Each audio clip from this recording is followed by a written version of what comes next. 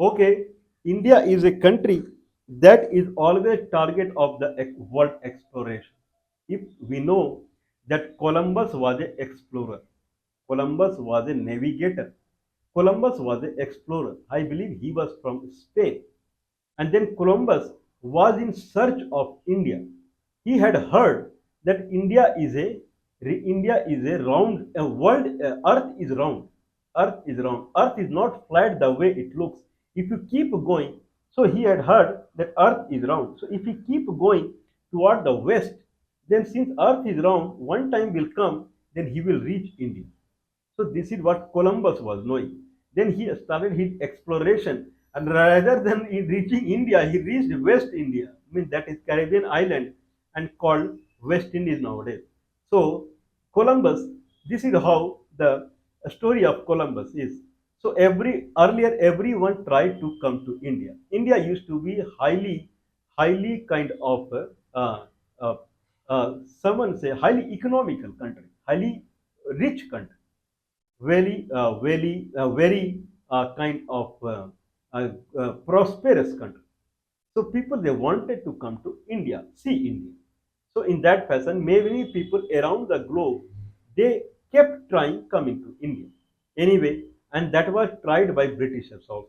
So when the Britishers tried to come to India, they tried through ship only. That was the only way in the 17th century or 18th century.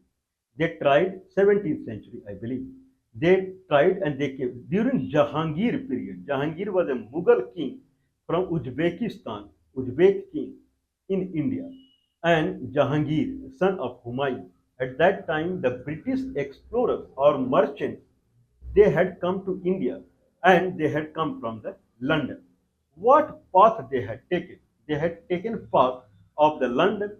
Then from London, then they would kind of come through the Western Africa. Western Africa like Mali, Senegal, and then Liberia, and these kind of countries, Gabon, and then Congo, and then Angola. Okay, Angola, Namibia. Okay, Namibia, I believe I'm right. Namibia, and then kind of both Botswana, and then South Africa. Right now, South Africa. And then they would turn back, and then through the Mozambique, Madagascar, and then Seychelles Island. Then they made a head toward the toward the Bombay. This is the one path. But Britishers took another path from the Madagascar. They took part. They took the path toward the toward the Maldives and then Sri Lanka or Sri Lanka. From Sri Lanka, they made the path through the Andaman Nicobar Island and then they came to Calcutta. So that is the path Britishers took. Okay, around the means after some time when time proceeded or kind of the chronological order it proceeded, then people were prosperous. Britishers were prosperous. They did not establish the kind of the trade route between London and India. They took over India itself. So Britishers, I believe the kind of in Mysore king, so son of Hyder Ali, Tipu Sultan. At that time, Muslims were the rulers. So Tipu Sultan was the last king of India whom Britishers had defeated. What defeated? With the cheating only they in not defeated, they killed Tipu Sultan with the cheating only. Otherwise, Tipu Sultan was very powerful king.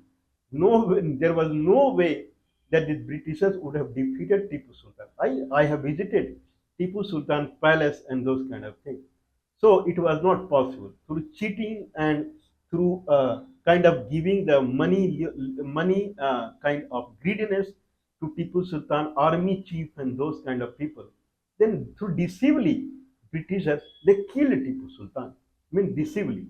Anyway, whatever it is, the truth is that Britishers they took over India. Now the Britishers become very prosperous, and then they started become more looking more toward the money.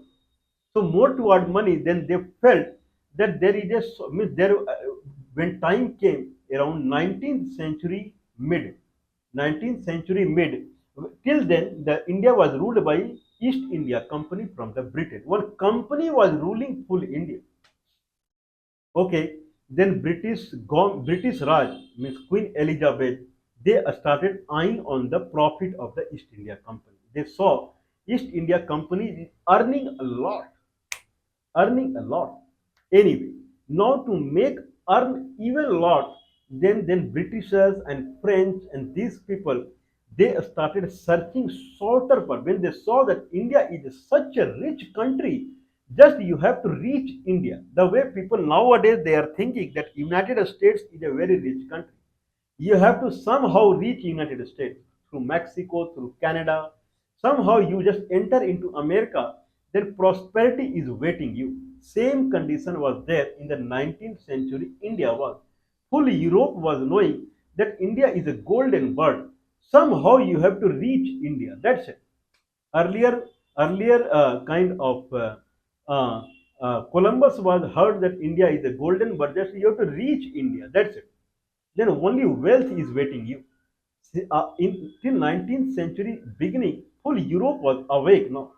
They were knowing that the way Britishers are making money, you have to reach India at all somehow. Then they started searching for the shorter path, and they found that there is a place, there is a sea called Red Sea.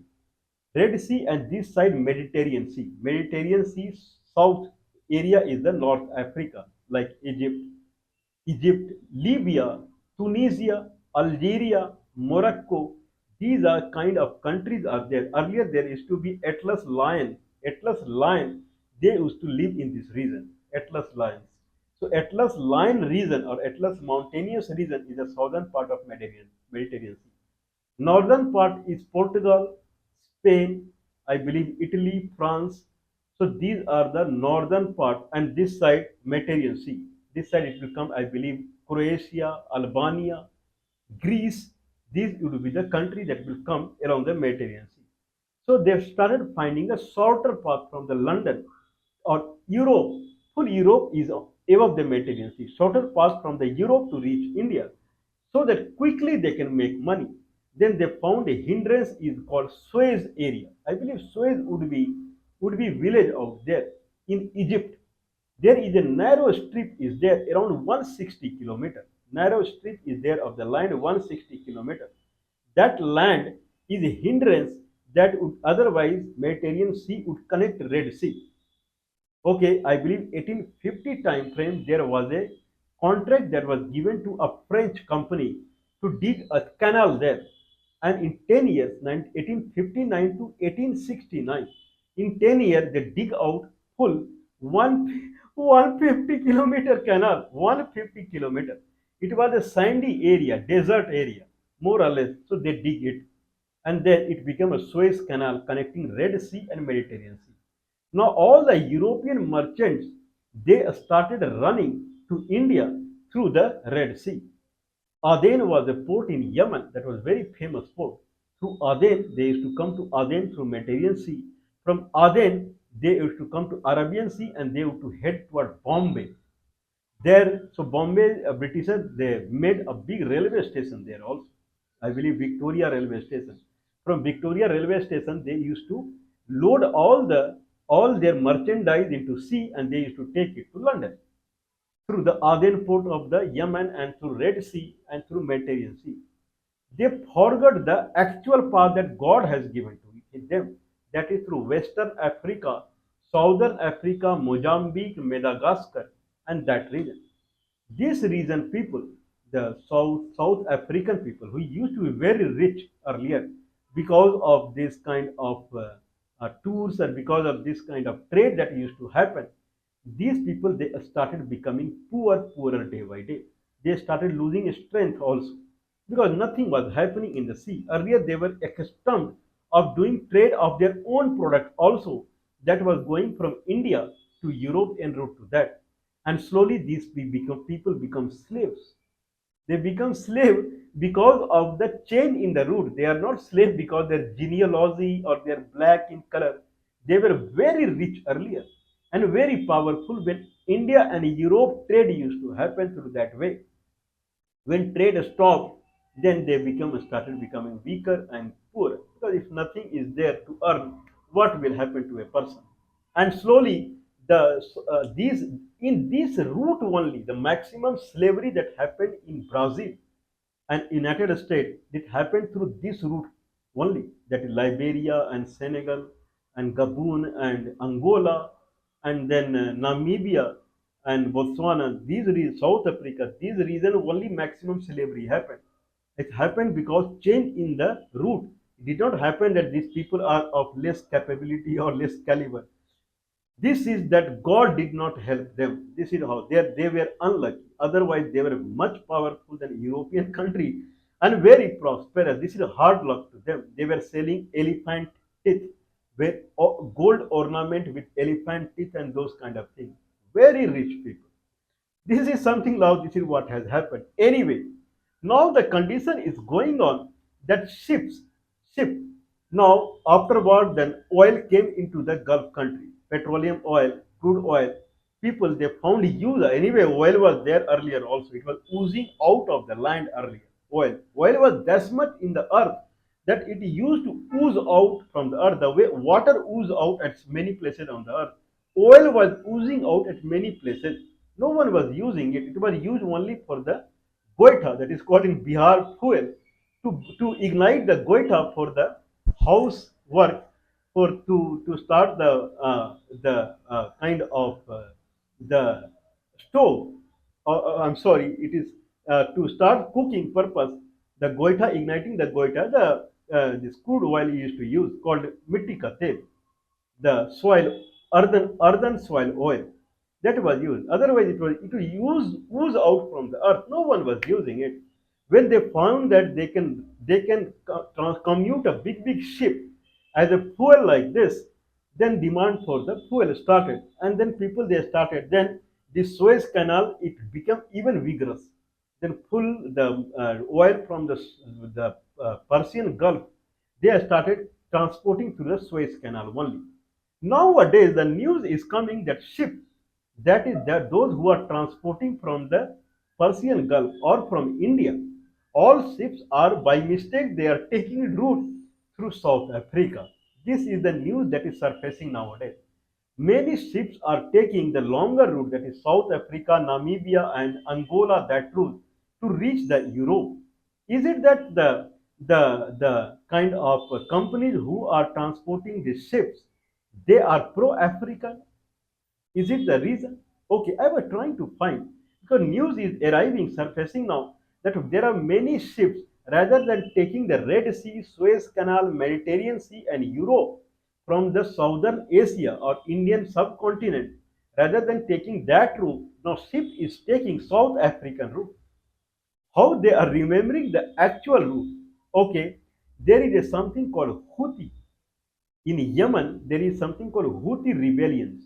And Houthi rebellion, these rebellion for 3 4 months they were sleeping. I don't know what they were doing. They were completely silent. Now Houthi rebellion, they have woken up again.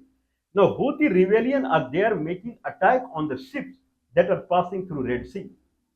Okay, Red Sea is around 2,200 kilometers long, and there is a point in the Red Sea where it is merely 20-kilometer wide. That's it, 20-kilometer wide. When it enters the between Africa and Indian subcontinent, or between the Arabic Peninsula, there it is 2,000-kilometer length and mere 20-kilometer wide at one point. There, at that point, when sea is entering, there is a port there, Haidiyaha or something like that. And there, these Yemeni fighters, they are attacking on the ship through missile now. There is a Greek-owned ship that is flagged as a Liberia. Liberian flag is hosting on that, and that ship belongs to a Greek merchant there. And that is a big ship, and it was passing through that path. Houthi fighters, they attacked on them, and 4 sailors got killed, and 15, I believe, they are apprehended. Missing means they were apprehended by the Houthi fighters. No, it is not a matter of laughter, but it is a matter of laughter of why you are taking the route that is very dangerous. Now, if I take the history, then what are the country along the Africa side when the ship is passing through Red Sea, and what is the country along the Asia side? The country along the Asia side is Yemen, very powerful Yemeni, Yemen, and then Saudi Arabia. If I see the countries along the Africa, then it will pass through Somalia. Very dangerous people. Somali people. Somalia, then it will pass Djibouti is as a country. Then it will pass Eritrea, not Ethiopia, Eritrea. Then it will pass Sudan. Then it will pass Egypt. Lot of very, very dangerous countries are there along the along the Africa. Then it will reach Suez Canal. Due to the trade monopoly and power of the Western people, NATO countries, early, till some time back, the ships were passing undeterred, means there was no resistance. Now the Houthi fighters are powerful nowadays, and now they are attacking on the ship that is passing. Thanks God that this part is silent. That is Somalia, Djibouti, and Eritrea, and Sudan and Egypt. This portion is silent. Now they are even more dangerous. That's why ship used to go from Europe to India through South Africa, because this side, especially the I'm not saying the Somalia people are like that, but some people are looters. Means few people, few people are looters by nature. These looter, dacoit of the Somalia. If you see the history, the dacoit of the Somalia, they used to loot the ship. If ship is going through Red Sea and is stationed at the Suez Canal area, because that was the land, then you can unload your ship there only. There, if ship was going through Red Sea, they were looting this ship. Thanks God they are silent now. That's why ship that is going to Europe, they were going through South Africa. They never tried to dig out Suez Canal, because anyway that was being looted. That story is being repeated again. Right now, Houthi fighters are doing like that. Anyway, that is the news. Then the ship earlier when it entered, if they had digged, if they have dug out the Suez Canal, then the ship used to pass through Gibraltar Strait, that is near Spain. There is merely 15-kilometer width of the Mediterranean Sea is there. Mediterranean Sea is part of Atlantic Ocean and Red Sea is part of Indian Ocean. Mediterranean Sea enters the Atlantic Ocean, enters the Mediterranean Sea through a very narrow gauge strait, that is Gibraltar Strait, and that is merely 10 to 15-kilometer wide only. And there, that side, Spanish and Portugal countries are there, and this side Morocco. There also looters were there earlier. Means more or less it was extremely dangerous to dig out Suez Canal and pass through Red Sea and through Mediterranean Sea. Only looters were there. It was a kind of very skeptic, very prone to be looted. That's why they were taking the South Africa side. People are extremely nice out there. Madagascar people, Mozambique people, South African people, Botswana, Namibia, Angola, Congo, okay, Liberia, all people are very good. In fact, they were doing their own business out there with that route also. Anyway, mistake or by mistake, the trade between India and Europe, it had started again happening through the natural way, because Houthi fighters are sinking the ship that is passing through Red Sea. That is the news nowadays. Anyway, I have something in written.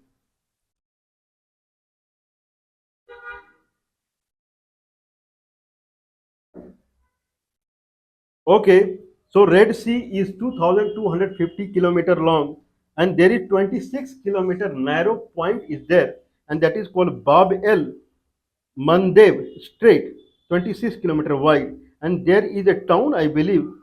I have not noted down the town.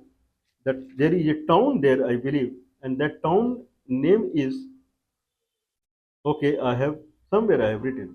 Anyway, okay, and in Mediterranean Sea, there is a narrow point that is called Gibraltar Strait, that is merely 13-kilometer point. And they are looters. I'm not saying Spanish and Portuguese are looters, but some looters are there every country. Some looters, they are very good people.